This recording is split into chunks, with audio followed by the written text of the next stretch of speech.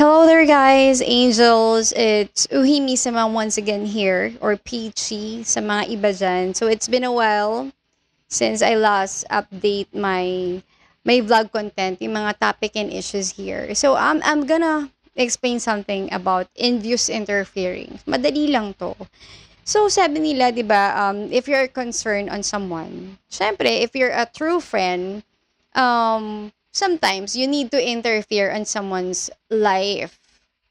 Kasi minsan parang hindi mo pinapansin yung life ng ibang tao kasi ayaw mong mangyalam. So, well, it's all up to you. Pero yung iba naman, too much caring, too much concern on someone's life. Kasi iba yung concern, iba na yung envious interfering. How will you define envious interfering? Pag sinabi mo kasing envious interfering, yun nga, you are too much concern on someone's life na parang gusto mo lagi ka nang updated, you need to scope every day what's happening to that person. Except kung yung tao naman, a vlogger, or just like me, I have my tumblr.com, so I put my heart's content on that app kasi it's really something important for me. So something is happening here in my family, and I have angels. Angels are my good friends, my good backup in times of, trouble. So nandyan sila. So yun nga, envious interfering, yung sobra mo nang gustong i-control yung life ng isang tao. So it's not really good. For me, it's something negative.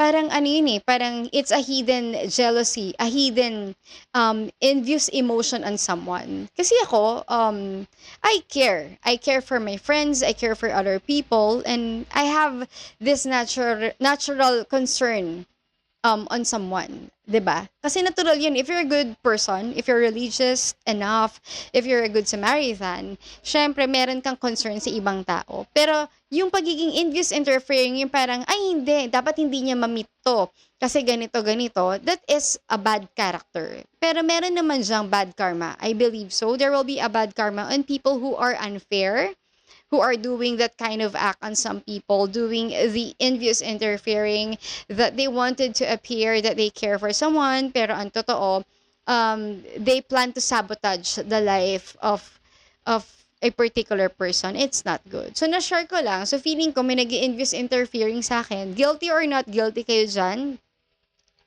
At least, wala naman akong na-pinpoint. If you're guilty, so may time pa for you to change. Be religious enough, pray for forgiveness, ask for forgiveness sa taas, and of course, change the negative character that you have, and pray for your heart na, to have a good heart, to change your heart into a heart of gold, 'di ba? Something like that. So yun lang. It's really bad to have or to do an envious interfering on someone. Yung parang you are too much concerned, sobrang caring ka, or kinokontrol or sinasabotage mo na yung life ng isang tao, na tipong ayaw mo siyang, for example, may gusto mong makilala, Prince Charming. So, yun nga, nag-envious interfering ka na wag makilala ng isang tao yung isang tao. So, it's a bad act, right? It's sabotaging nga. So, envious interfering is connected to the word sabotage. Sabotage, you'll do everything just to damage or control the life of a person because you're envious of that person, you're jealous, 'di ba? So, nobody is perfect. Pero ako naman, I have jealousy, but it's a personal thing. Pero hindi ko ginagawang mang-sabotage sa ibang tao o gumawa ng envious interfering na tipong manghimasok or mang-cut ng mga possible things dun sa isang tao. Kasi allow the other person to grow, because we all have our own personal life to grow and to live on. So, hindi lang naman kayo ang dapat mapunta sa ganong sitwasyon. Ako, I never stop other people. If they want to do something, we'll find it out on their own. So, nasa sa kanila yon. So, that's a fair thing here on earth. So, sa mga nagsasabotage o nag-envious interfering, have a change of heart and pray for that. I miss my old friends. And some of my old friends are, are missing in action, and it's just really weird. And some I hate. So it's a love and hate for my friends. So, yun ang masashare ko ngayon about envious interfering. Thank you.